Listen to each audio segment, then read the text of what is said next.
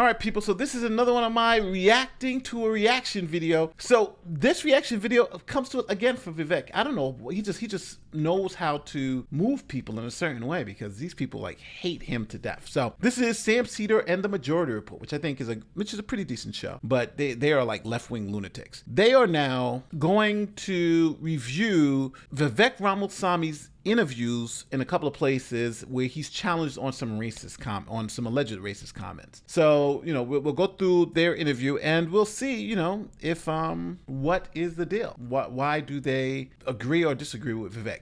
Or, you know, I'm assuming they wholeheartedly disagree with Vivek, but let's see what they say. When we were talking to Richard Kallenberg about his proposal to roll back zoning restrictions, Rehan Salam wrote a piece in The Atlantic saying, you know what, it's the shrillness, it's the pushiness of all the yimbys that is really polarizing. I remember years ago I was on Hayes' show, Chris Hayes' show on MSNBC, and Christine Todd Whitman told me that, who was the former EPA under George Herbert Walker Bush, the reason why the right doesn't believe in climate change is because the liberals and the Democrats and the left has been so pushy about it that it forced us to take what you made us do. And here is Vivek essentially making the same argument that people who are fighting against racism are actually generating more racism. I think that's possibly true. I think people who pretend to be fighting against racism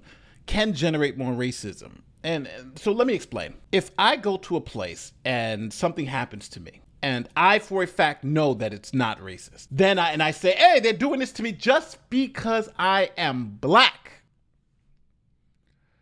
then that, I think, is going to generate more racism, right? Because people are going to believe that, and then when they find out it's not true, then they'll find some way about me, you know, oh, black people are doing this thing. So that's why. So I do think fake racism generates more racism. And there are other examples. And calling everything racist or seeing everything in a lens of racism when there's no evidence of racism there also generates more racism. It generates, because especially from the people who you're calling a racist who may not have been racist before, but then may spark racist tendencies in them afterwards because they say, well, hell, when I wasn't racist, they were calling me racist, so what the hell with it, right? Let's see what they're saying about this. Said that racially motivated violent extremism is on the rise. This is clearly part of that. What would a President Ramaswamy want the Justice Department to do about this racially motivated violence that we're seeing on the rise? I think that every criminal deserves to be punished to the fullest extent of the law, especially when they're carrying out premeditated crimes like this one. This is a heinous crime. My heart goes out. Just so everybody knows, he's talking about what happened in Jacksonville. Out to the families who were affected by this. It is tragic, and this should not be happening in the United States of America. I think the fact of the matter is, Chuck, it is really just a symptom of a deeper, new form of national division that we have created. And I think one of my top jobs as the next U.S. president is really to lead with a national... Now, pause for a second, because I want you to really pay attention to this, because this is what the right will always do, and this is what they're doing these days, whether it's in this context, whether it's in the context of CRT, whether it's in the it is always like it's an individual act, and then it's about division that has, and there's sort of like a certain passivity about it. Except when they're Muslim. Except when they're Muslim. Then it's a part of a larger ideology. Or even when that shooter that was trans. Then it's a part of a larger mental illness. So they pick and choose. All right, so they're saying that on the right, when the one trans person did that shooting, they are saying, well, they'll say it's indicative of all trans people. And now if one conservative people, they're saying it's not indicative of all, which I think is true. In other words, I think they're just being dishonest in this point. I think on the right and on the left, I'm thinking both sides really say when you have a situation, when you have a mass shooter with some political ideology, right? That's just that person. That doesn't show all Democrats. Like when Steve Scalise, when he had that that shooting with the congressional baseball game. Remember the baseball game? Republicans were playing that baseball game, and you had the person go out there, the Bernie Sanders supporter go out there, right? That wasn't indicative of all Bernie Sanders supporters. And then you had the Trump bomber, the guy who was sending pipe bombs all to around the country. That guy wasn't indicative of all Trump supporters, right? And I think even with this guy who did this thing in Jacksonville wasn't indicative of all conservatives or whatever he is particular. It's an individual act from somebody who's crazy. And I think both sides need to recognize that. So, them saying that Republicans do it, the liberals do it too. And it's interestingly enough, because in this little back and forth between Vivek and Chuck Todd, he's essentially going to say that. He's going to say, well, this is indicative of the right. You'll see he's going to say, well, it's more on the right than on the left. And I think that's Chuck Todd doing exactly what they're saying he shouldn't do. Take one specific incident and overgeneralize it to a whole group of people. Right. When we're talking about race, it is always like there's no racial act. There is only individuals who are doing something, and then just the race. I don't understand what he's saying. There's no racial act. If it's an individual doing something based on racism, then I don't think anybody, like the Jacksonville person, right? Everybody agrees it was an individual who was doing it based on race. I don't understand what this. Maybe his supporters understand. I just don't understand this point. Racial part is secondary to it. There's no structural aspects to this. None of that. And this is if it's an individual doing it with structural aspects to it. I'm not sure maybe I just have to listen to him to see where he's going with this. I just don't know. The way they fight against even the identification that racism exists. Good. All right. Maybe I'm wrong. Racism exists. Conservatives agree with that. Liberals agree with that. Racism exists. We're not talking about whether racism exists or not. We're just talking about the scope and scale of it, right? They're pushing systemic racism. The right is saying there's an individualized racism and the differences between the two, right? So individualized racism, I think both sides agree. There are individual racists. Systemic racism is the issue. So I think they're being disingenuous in trying to make it seem like if you don't think systemic racism is something that we have to worry about today, that also means you don't think individualized racism is something you have to worry about. So I think they're just honestly conflating the two. So just so I'm clear on my point, Republicans and liberals agree there's individual racists out there, right? Individualized, there's racism. The disagreement is about the scope and scale, whether we're talking about systemic racism on a mass scale in the United States, or if we're just talking about pockets of racism that we have to kind of stop. That's the difference, I believe. But let's see what they say. Top jobs as the next U.S. president is really to lead with a national tone of character that reminds us of how we are all united across our diverse attributes. I think part of the problem is we have obsessed so much over racial and other genetic differences that we have forgotten all of the ways we're really the same as a country. And I do think we need a leader and in the White House developing that national character for this country again. We also do have a mental health epidemic across this country, Chuck, that really is reflective of a hunger for purpose and meaning. We need to fill that void, address the mental health epidemic, but this is a tragedy and deserves to be called out as heinous. That's exactly what it was. Why do you think there are more race-based violent crimes on the right than on the left? Why is this a lot more pervasive on the right? Hold on. Hold the phone. What is he talking about? So if I was Vivek, I would challenge that number. Where the hell are you getting that number from? What do you mean it's all only on the right? We have examples of right and left-wing lunatics doing this, right? It's not like we only have examples of right-wing lunatics doing this. It's on both sides. Matter of fact, in New York, the majority of hate crimes are African Americans against Asians. And I don't believe the African American community is a huge right-wing nut jobs, right? I think they like 80% or 90% vote Democrat. So just to say that it happens more on the right than on the left, you got to show me some statistics. Matter of fact, I went to the FBI data to try to find it, right? I was like, all right, so let me see. This is the U.S. Justice Department studies on hate crimes. Now, when you look at the data, it says 56% of people, when they know who the offenders are, let me blow this up. When they know who the offenders are for hate crimes, 56% of the offenders are white. But understand this, whites are about 60 to 65% of the population. So they're underrepresented in this data. Now, even though it says white, we don't know if they're right wing or left wing. I think they're just assuming they're all right wing, but that doesn't have to be the case. You could have some left wing people who commit hate crimes. And here it says 21.3% were black, but black people are only about 12 to 13% of the population. So they're way overreported here, right? It's disproportionately crazy for black people. And if you add people of color, that number becomes even bigger. So again, I don't know where he's getting this number from. It seems to me that black people as a proportion,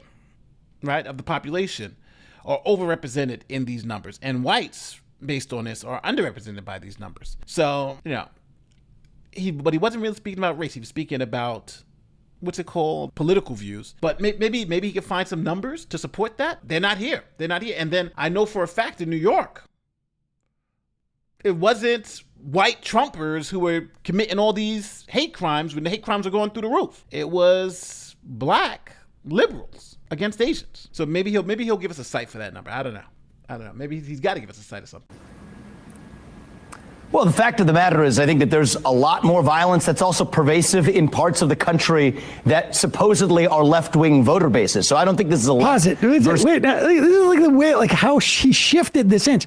The question is race-based violence. Yeah. Race-based violence. That the violence was based upon the race of the victim. And then he shifted, well, look at other places of the country. I don't even... Yeah, but nobody's given any citation for that number, right? And I'm going to say, people, this could be true, but they're just assuming that. I would assume that in New York City, but when you look at the numbers, it's black people who are committing the majority of the hate crimes. And then if you just think about, well, are black people more likely or less, black New Yorkers, are they more likely or less likely to be voting for Trump or be right wing? 80% of them or maybe 90% of them are voting left wing. So in New York, that's definitely not true. I don't know how it is for the rest of the country. So again, I just don't know. And then we saw the numbers. African Americans are overrepresented when it comes to the people who commit hate crimes, right? And whites are underrepresented based on population. So again, I don't know where they're getting these numbers. Maybe they're just saying as an aggregate, but this is, again, I think this is a bullshit assumption. And maybe if you could find the data and show me that this is actually true, I'll believe it. But right now, I think they're making an assumption. And what do I say about assumptions? It makes an ass out of you and me. So I do not believe this assumption at all without the data. I would, back in the day, I would have believed it, but now I don't. I think this is bullshit. Even know what he means by other places of the country. He means urban areas where there's crime in Chicago or in New York. And black on black crime. And for some reason. No, he means black on Asian crime in New York. Like these. Here we go. Ground, her purse stolen. Just one of several attacks in California's Bay Area recently. A 91-year-old man pushed in Oakland's Chinatown, one of 3 attacks that day. 84-year-old Thai American Visha Ratanapakdi knocked over while out for a walk. He died a few days later from his injuries. His family saying they believe it was rooted in racism. Am I going crazy? It's CBS News, they're reporting this. Targeted crimes against the AAPI community across the Bay Area have dramatically increased since the start of the pandemic. Now 6 men are being charged with hate crimes after San Jose police arrested them in connection with at least 170 incidents in the past year. ABC 7 News reporter Dustin Dorsey explains how the community came together to help catch the suspects. Violence, robberies, purse snatchings, and attacks on the Asian American community like this video shows in San Jose, the highest it's been in the past 2 years across the Bay Area. Leaders don't want residents in San Jose, especially in Little Saigon, to be fearful this holiday season and beyond. Now, let me show you a picture of those suspects. These are right-wingers, right? Right-wing Trump supporters who live in an extremely liberal city. Over 100 hate crimes. So I just don't take that number as real. I think that number is full of crap. But they're going to continue to talk about it as if it's a real number. And those crimes like associated with, I don't know, theft or other like criminal acts, that happen because people are either desperate or they're stealing or whatever, that is in any way equivalent to white supremacist violence. Yeah, all those black people are white supremacists. All those black people who are targeting Asians that we just saw in that video, right? It's don't worry about it. Don't worry about it. It's something else other than hate, other than left wing hate. Do people really watch this show and believe like this is really bad? This is really, really bad. Violence. Like, these are the kinds of crimes that happen in every society versus the ones that are motivated by a right-wing terrorist ideology. He wants to Those black guys were motivated by a right-wing terrorist ideology. make sure that there is no such thing as a racially motivated crime. He wants to make sure that that cannot exist. He will not acknowledge it. Go ahead. Of the country that supposedly are left-wing voter bases. So I don't think this is a left versus right issue, and I don't think we should try to politicize this through partisan goggles either, Chuck, especially in the wake of a tragedy like this one. The fact is there are more black men dying on the south side of Chicago. Do you ignore the elements that allowed this manifesto to spread online, and that what we're, it does feel as if social media connects some of these hateful ideologies? Well, the fact of the matter is I do think we have two standards that we're even applying if we're having a conversation about manifestos. We still have not yet even seen the manifesto of that transgender shooter in Nashville of a Christian school, and yet here we're focusing on the motive. So if we want to look at this through a politicized lens, let's look at what the political media and the political establishment is doing differentially in how they analyze different crimes. He's right. And then create a new narrative around it. The fact is, what I said in the Nashville shooter case, I will say here. Any killing, any mass killing is heinous. We need to get to the root cause of the mental health epidemic, address that. We need leadership that sets the right tone in this country. Can you pause it, actually? Yeah, I'm going to pause it for myself because, number one, these people are clowns, right? Number one, they're just assuming that it's more right-wing. Nobody, they've cited nothing. They showed any statistic. They just said it happens more on the right. Now, I show you instances where you got black people in liberal cities committing hundreds of hate crimes, right? They just totally ignore that, and they want to feed the audience the assumption, the unjustified, unfounded assumption that this is a problem only on the right. And then when Vivek says, well, hold on, what about the trans shooter in Nashville who went to a Christian school, right? That was definitely motivated by race. We don't know anything about that manifesto. That's one incident. And that one incident is not indicative of all left-wing people, just like this one incident in Jacksonville isn't indicative of all right-wing people. They tried to work around it. They're being so slimy here. I've never watched this like this before, but this is crazy. Like, all right, people, listen. I hate delving into politics, but if you think they have a point, I need to know in the comment section, because I think these people are the racist. I'm going to say it. I think Sam Cedar and whoever this woman is, these people are the racist. Essentially, even if you listen to what they're saying, ignoring racism on the left, ignoring hate crimes on the left, and now showing that, hey, there are racism and hate crimes on the right, and that is indicative of all the white supremacy and racism out there.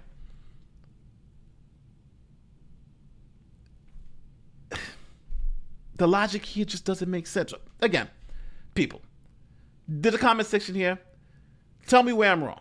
Tell me where I'm wrong. Because at the end of the day, hate crimes occur on both sides of the political spectrum, horribly so. But don't sit here and pretend that it only happens on one side, and that one side has an issue with it. When we know in New York, San Francisco, and all these liberal cities, the people who are committing hate crimes are liberals. That's just a fact. If you think I'm wrong, holler at me in the comment section. My name is Nathan Loy. I'm out of here. Peace.